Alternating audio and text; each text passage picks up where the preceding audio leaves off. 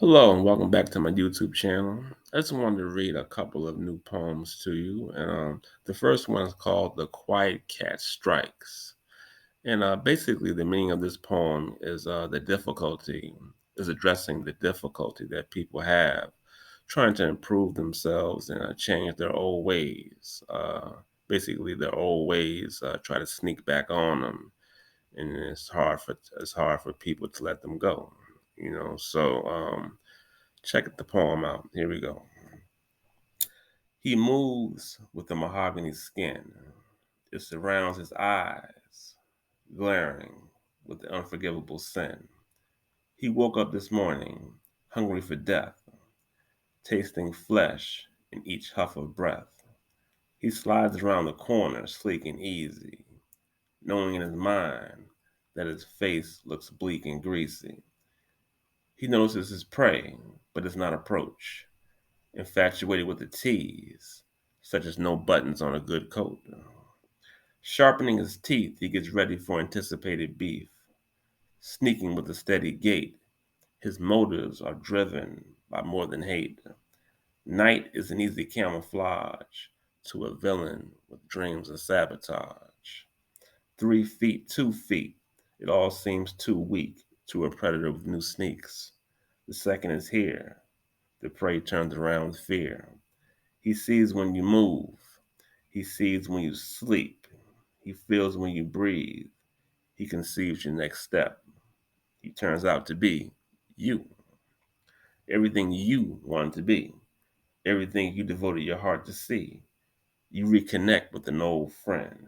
Somebody who used to love you in the night, wallowing like a newborn that has come to the light.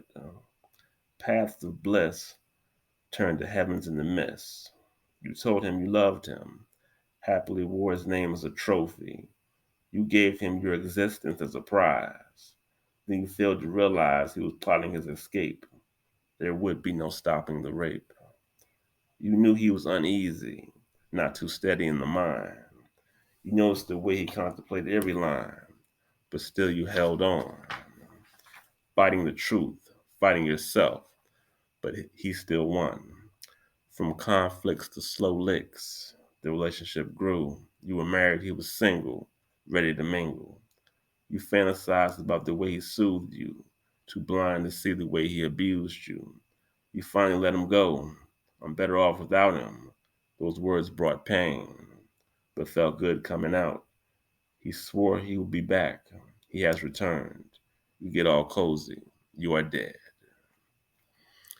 All right, that was the first poem. Once again, it was called The Quiet Cat Strikes. And basically, when you try to improve yourself and you try to change for the better, but it feels like your old ways are like right around the corner, waiting to sneak up on you, and they're not ready to go. And, they come out in different situations. Your old ways, can be your biggest enemy in life when you're trying to improve yourself. They just don't want to go away too easily. So, yeah, basically, yeah, that's what that poem was about. The Quiet Cat Strikes. So I hope you enjoyed it, and I hope you enjoyed the metaphor that I tried to use as far as describing the difficulty people have trying to change themselves for the better and trying to get rid of their old ways that just brought them down and weren't any good to them. So my second poem is called A Slave in Chains. And I think this is something we all can relate to. Everybody who works a 9 to 5 and everybody who's just struggling, just trying to make ends meet out here in this world. So here we go. A Slave in Chains. The American dream is not what it seems. I went to college and all I got out of it was a little knowledge. Working retail and fast food just to pay my half of the bills. By the way, they are 2 months past due. I'm walking to work because my friend can't give me a ride. I thought about the fast way, but I'm too young to see my last day.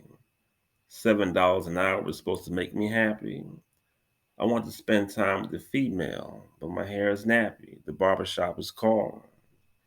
But I spent that money on a dime and a Dutch master, thinking I'll be straight waiting for my next treat from master. He whips me every day. I got scars on my back, scars on my hands, bars from the next man saying, "You need to leave that job." Look in the paper, they're hiring as such and such, like I haven't already tried. Master runs up and says, "You've got to move quicker. We've got more work in the back." I weakly reply, "Yes, sir," which in translation means "fuck you."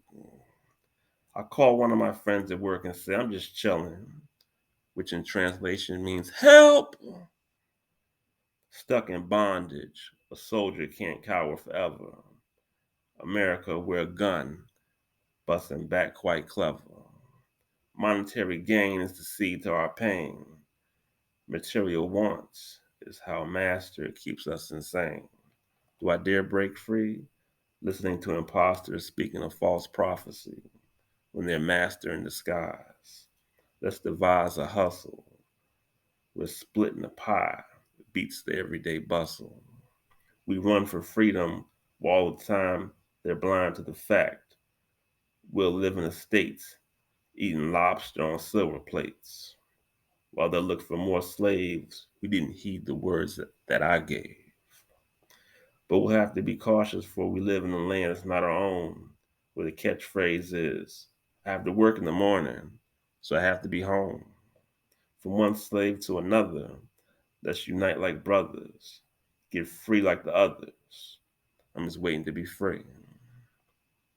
All right. And that was A Slave in Chains. And once again, it's basically talking about just working a 9 to 5 and having to take orders every day. The freedom comes with, trying to own your own business and just trying to survive without having to take orders from somebody every day and having to wait on a paycheck that comes twice a month. So, or once a week, whatever kind of job that you have. So it's basically just expressing the frustration that comes from getting up and going to work every day and having to deal with the trials and tribulations of a job. And actually, I wrote that poem when I was 25 years old, just getting out of college and trying to find a decent job in my major, which I couldn't. So I had to work these little retail jobs, these little jobs that only made $7 to $8 an hour, pretty much. So I was very frustrated back then, and that's why I wrote that poem. But it still applies today, basically. I mean, I don't work a $7 an hour job anymore, but it applies to the everyday worker and the everyday 9 to 5 worker. You know, so there we go. Those are just two new poems that I wanted to share with you all here on my YouTube channel. But check back again. I'll have a new video sometime, probably over the weekend or next week. So come check my channel and check out my new video, and hope you enjoyed it. And once again, I just wanted to give a plug and a shout out to my business that I have, where I create poems for people to give to their loved ones on special occasions. And the poems are definitely customized or can be customized if you give me personal details about your loved one. So, yeah, just once again, my email address is JohnnyMVaughan@gmail.com. That's Johnny M. Vaughn at gmail.com. So just send me an email. Let me know that you might be interested in trying to purchase a poem from me. And we'll definitely talk, and I'll create the perfect poem for your loved one that they'll cherish for the rest of their lives. All right. So until the next time, have a good one, and just try to stay true to yourself and do the best you can to survive out here in this world. Take care and protect yourself. All right. Have a good one. I'll see you later.